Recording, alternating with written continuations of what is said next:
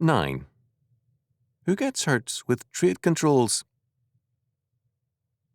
In 1982, an interesting protest took place in Japan, and the United States was the target.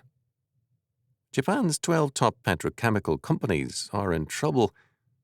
They are each losing about $4 million a month, and they demanded that the Japanese government act at once to stop the flood of cheap, foreign chemical imports.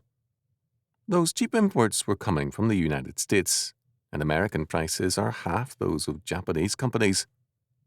Inquiry, October 1982. 2. This sounds very familiar, does it not? Some American companies complain about the cheap Japanese imports, and some Japanese companies complain about cheap American imports. Both sides say that the other country is costing them jobs. What's the answer to this dilemma? There is another factor that needs consideration before we answer that question: the consumer.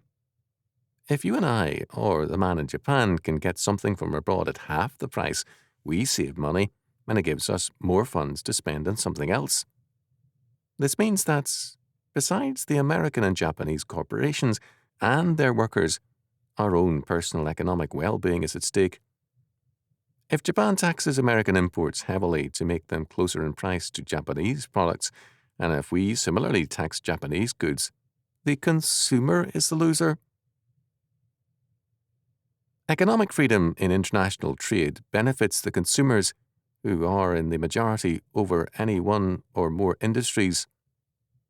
If our automobile industry cannot compete with foreign imports, all the protection we give it will only postpone the day of reckoning.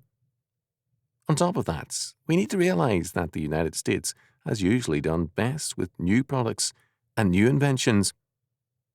By the time other countries start producing them economically, we're up ahead in a newer technology.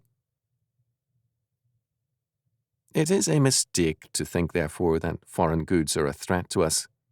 They usually free us from one kind of production to a newer one. Some very able experts predict that we're on the verge of the greatest of industrial revolutions.